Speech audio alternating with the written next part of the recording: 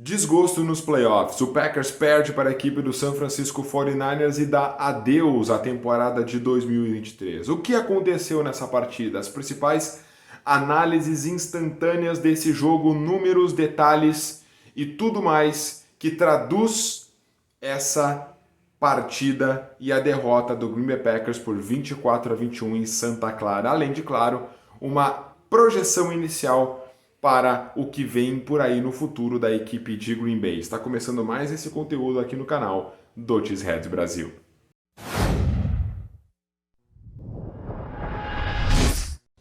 Queijas e queijos, bem-vindos ao grande show. Eu sou o Matheus Cabezudo, esse é o canal do Cheeseheads Brasil.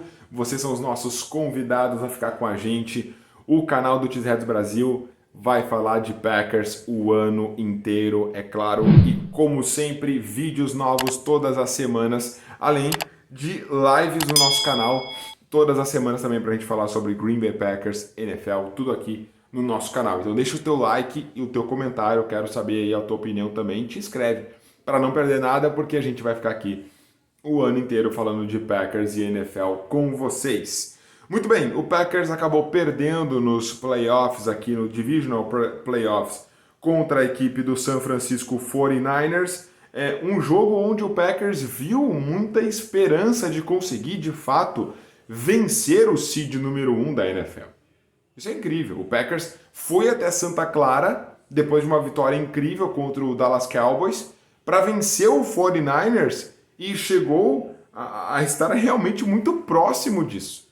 O Packers perde por 24-21 e deixa em campo algumas oportunidades perdidas.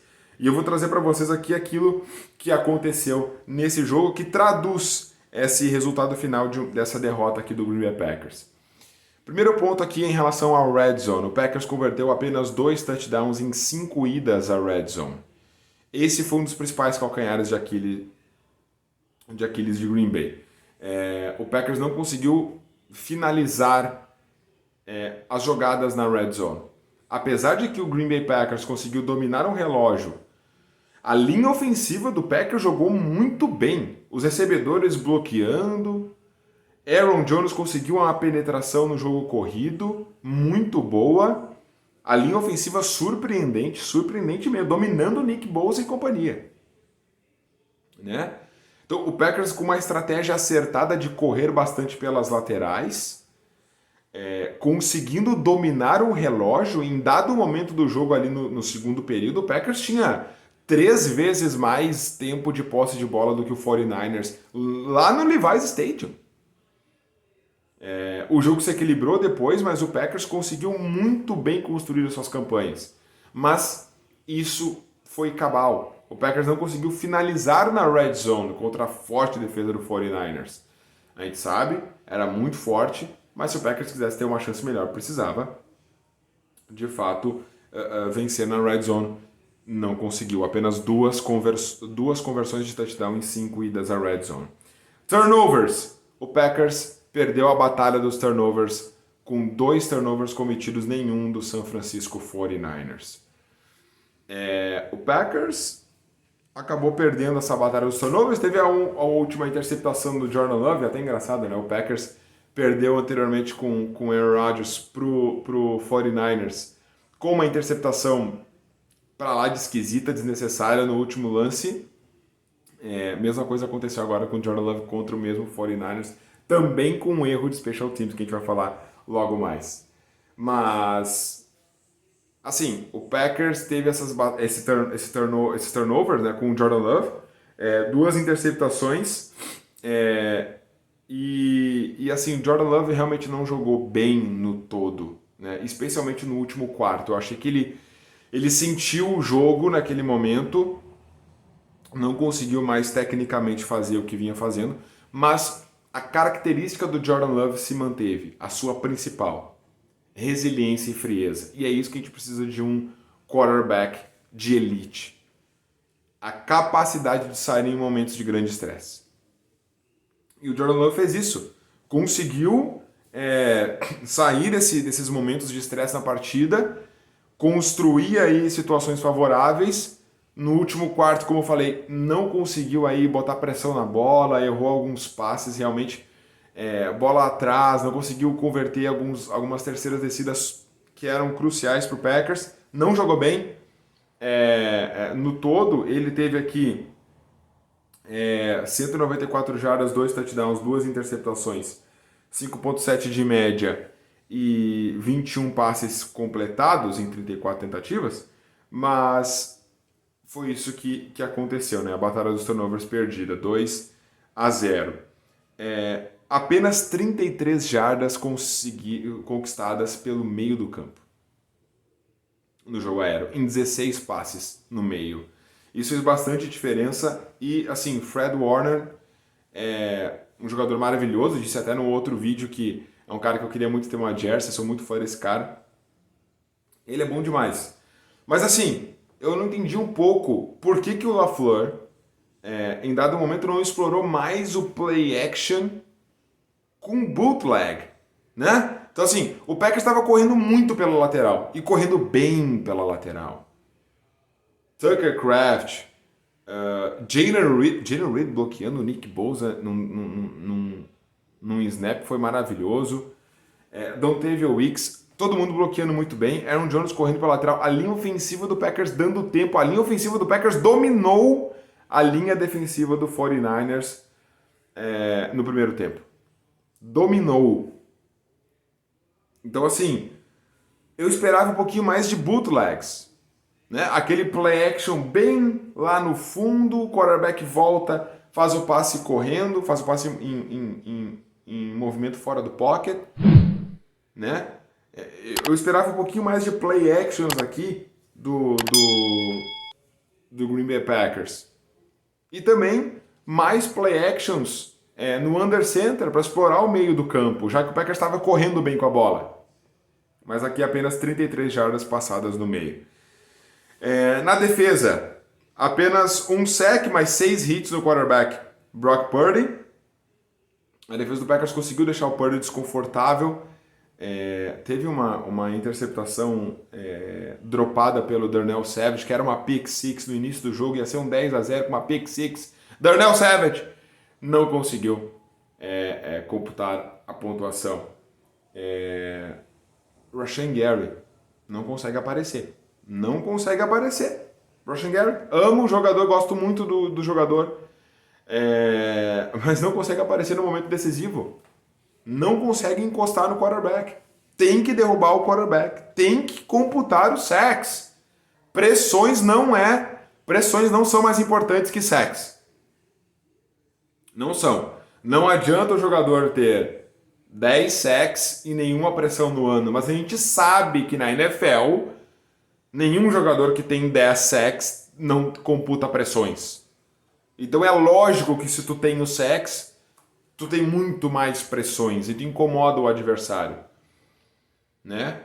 Eu entendo aquela questão da gente tentar colocar, né, a situação do Packers, ver o lado positivo e tal, não tem tantos sacks, mas as pressões e tal, tem que computar as jogadas. Até o João trouxe aqui na nossa live pós-jogo que o Rashan Gary nos últimos 5, 6 jogos tem 1.5 sacks. Em 6, 7 jogos. Não dá, é muito pouco. Muito pouco. O Brock Purdy não jogou bem mesmo, né? Mas a gente não conseguiu derrubar ele. A gente não conseguiu incomodar e derrubar ele, fazer com que o 49ers perdesse jardas nas jogadas. Chutes perdidos. Chutes perdidos aqui. Andrews Carlson, 10 chutes perdidos em 12 jogos. O Packers precisa de um novo kicker, né? Ou pelo menos colocar uma pressão muito grande de verdade no Andrews Carlson. Não ele treinar com um Mason Crosby como foi no passado. O Andrews Carlson precisa de uma pressão real, precisa trazer mais kickers. Cara, traz aí 5, 6 kickers do college, qualquer coisa. Não, para começar, não draft kickers. Mas, assim, o Packers precisa rever a posição de kicker e pensar realmente com muito critério a manutenção desse jogador. Pra vocês terem uma noção, Andrews Carlson perdeu um field goal contra o Giants e o Packers perdeu por 2 pontos. Perdeu um extra point contra os Steelers, o Packers perdeu por 4 pontos. Perdeu um field goal contra Denver em um jogo que o Packers perdeu por 2 pontos. Então assim, não dá. Não dá para ter um jogo de playoff comprometido por special teams de novo e por kicker. Não dá, o Packers tem que confiar. O absurdo que o Matt LaFleur falou na semana passada, quando ele sai para chutar, eu apenas oro, eu apenas começo a rezar. Matt LaFleur, o técnico principal do Packers, falou isso. Não dá. O Packers precisa rever a posição de kicker.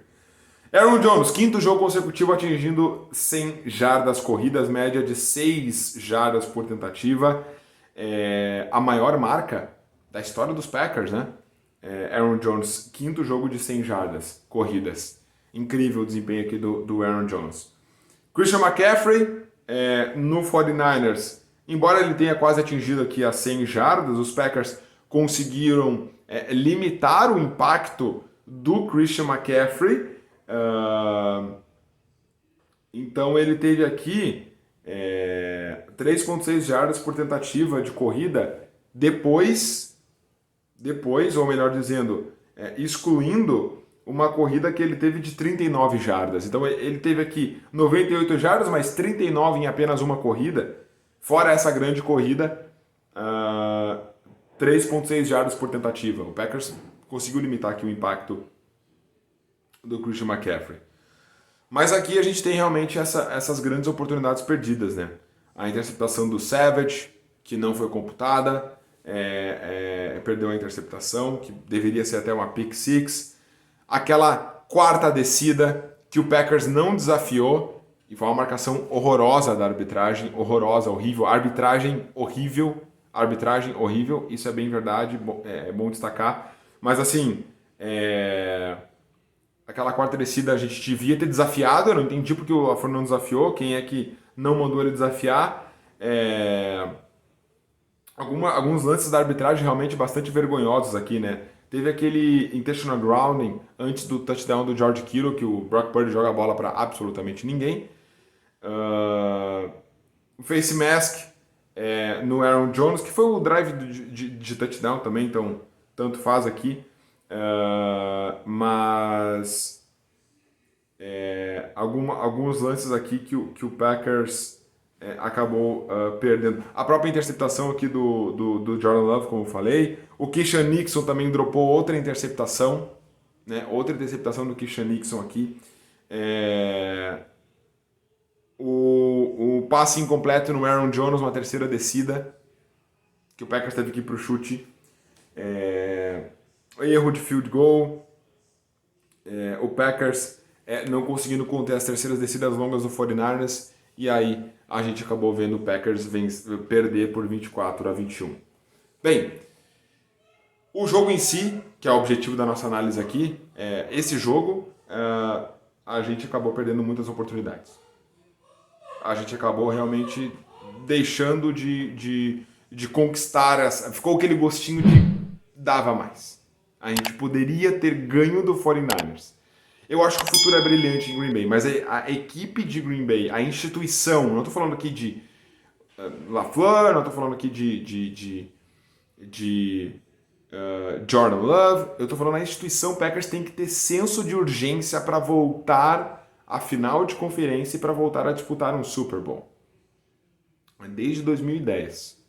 Né? E sim, eu entendo, a questão não é pedir para o Packers ter uma dinastia, não é o Packers emendar títulos, isso é quase impossível de acontecer, é muito difícil.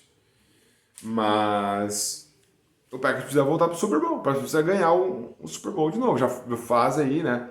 Esse ano já vai se completar 14 anos, né? Do Super Bowl. A temporada 2024, né? 14ª temporada após a última conquista. O Packers precisa voltar a vencer o título. E bom, a gente vai ficar aqui acompanhando com vocês o futuro do Green Bay Packers. Tem draft pela frente e muito conteúdo aqui no canal do Cheeseheads Brasil. O que vocês acharam desse jogo? Deixa aqui nos comentários e a projeção de vocês aí para o futuro. O Packers realmente tem um futuro brilhante pela frente, concordam com isso? Deixe nos comentários e a gente segue aqui no nosso canal do Cheeseheads Brasil para falar sobre Packers o ano todo, beleza? Tamo junto, abraço a todos, falamos muito em breve, porque aqui no Cheeseheads Brasil tem conteúdo às semanas, em todas as semanas do ano tem conteúdo aqui no canal do Cheeseheads Brasil. Não nos deixem, não nos abandonem, porque vamos produzir conteúdo semanal sobre Packers aqui. Não importa se tem jogo ou não, não importa a fase boa ou ruim, sempre coisas novas aqui sobre Green Bay para vocês, beleza? Abraço a todos, falamos na próxima e Go Pack, Go!